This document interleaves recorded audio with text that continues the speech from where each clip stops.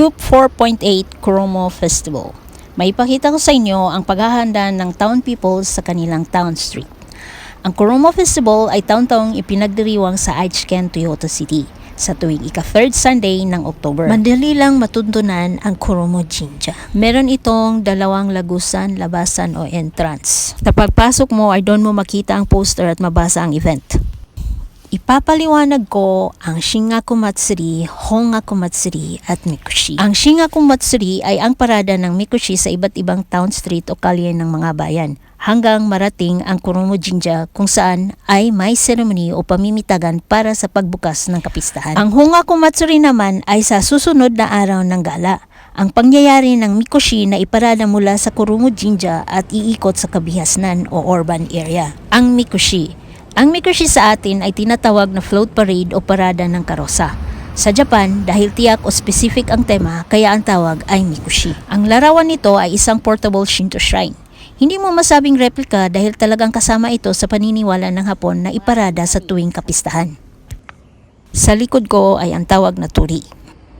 Ang Tori ay palatandaan na ikaw ay papasok ng Jinja. Mayroong gulong at tali ang kanilang karosa, habang sa ating parada ng karosa ay nakapatong sa mga automobil.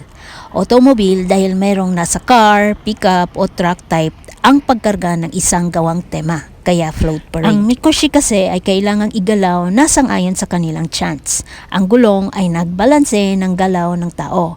Ang tali ang kaagapay ng tao sa paggalaw ng Mikushi. Ang chants ay bahagi rin sa kultura ng Hapon upang makatawag pansin na magsaya at makilahok sa mga balita. Marami din akong maalaala sa buwan ng October, pero kailangan nating i-distinguish, itangi o ibukod.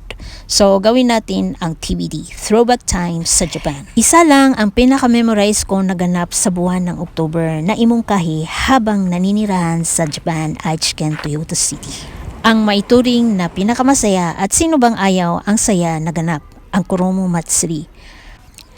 Ang Kurumo Matsuri para sa akin ay matawag na formal o disenteng pagsalubong ng Aki o Japanese Fall Season or Autumn Season ng pangkalahatan kung kilalanin ng mga Hapon. Likas din sa mga Hapon ang ganitong mga disenyo na bandila. Ang mga bandilang ito ay nagpahiwatig na may ganap na pagdiriwang. Ito naman ang larawan ng artista. Last year yan naganap. Bida din sila ngayon taon. Ang isa ay kinarga sa dash, ang isa naman ay doon sa paputukan dahil na pang ito'y ganap ay may fireworks.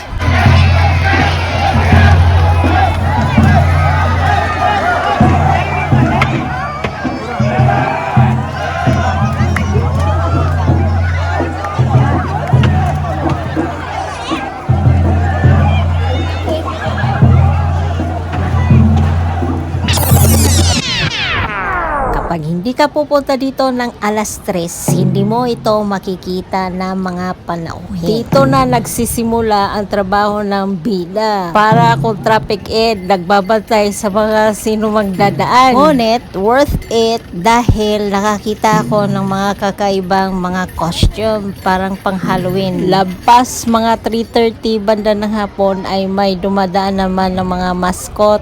Kakaibang mga mascot ito, mga kapanahonan na hindi pa nasilag si Jollibee. Maya-maya ay may narinig akong tabol, gusto kong habulin pero nanghihinayang ako sa aking upuan. Para kasing pang VIP, kita ko lahat ang dadaan. Balik tayo sa kaganapan ng Sabado. Ayan na. Eto na yung mga paninda. Nangakit na. Nagugutom na ako. Andyan kaya yung manika na pangalang QP. Naalala ko kasi sa kanya si Chucky. Mahilig kasi ako sa dal hanggang ngayon. Si QP naman ay binibenta sa mga ganitong matsuri. Para siyang souvenir. Sa mga ganito lang din na pagdiriwang na ikaw ay pwedeng kumakain sa loob ng Jinja. Kapag walang matsuri ay wala ring paninda sa loob ng Jinja. Samahan niyo ako sa aking mga nakikita. Tatahimik ako. Baka mamaya ay lalagyan ko na to ng music.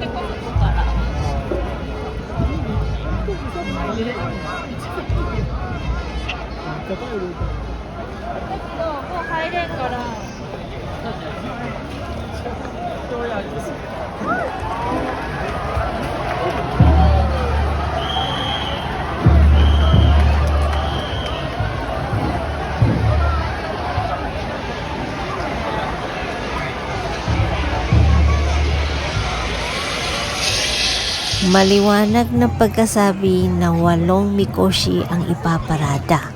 Oh, nakita nyo ba ang 8 mikoshi? Hindi kayo nakatulog o naantok? Dahil ako, sumakit lang naman ang puwet ko. Hindi ko talaga iniwan ang pwesto ko sa takot na ako'y maagawan, kung kaya't hanggang sa pagtapos ng parada ko lang ito iniwan. Ayusin yung pagkabilang at tignan nyo ulit kung nagkulang ang aking 8 mikoshing pinapakita, ha? Oh, dito, makikita nyo pa, oh. Nakadrone pa yan, ha? Nakadrone. Oh, kitang-kita ang mikoshi. Kung tostosin, ha?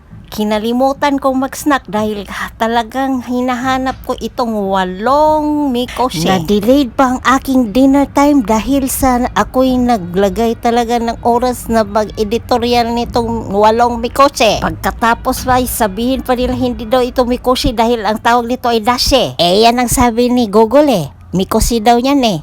Oh, yan, may nakaikot pa. Sigurado ko 8 mikoshi ang nakuha ko ngayon. At dahil ako ay sigurado walang music na magaganap nitong scope 4.8 ko. Sa araw ng aking pagmamasid ay napuna ko rin itong medical team na kanilang inihanda. Pero wala na ito sa actual na day. Siguro hindi na kailangan. Ayan oh, may mikoshi pang isa oh. Oh, di ba? Sa araw ng pag-prepare. Malapit na tayong magwakas, kung kaya't ayusin mo pagbilang, ha? 8 mikoshi yan. Pag magreklamo ka, ikaw nang gumawa ng YouTube mo, ha? Ang sunod na kabanata ay hindi pa pala ito kabanata, pa-sneak peek lang ng aking 4.11 na showing on November premiere. Scoop! Nasa scoop pa lang tayo. Ting tang, walla walla bang bang. Ooh ah, ting tang, walla walla bang bang. Ooh ah, ting tang, walla walla bang bang.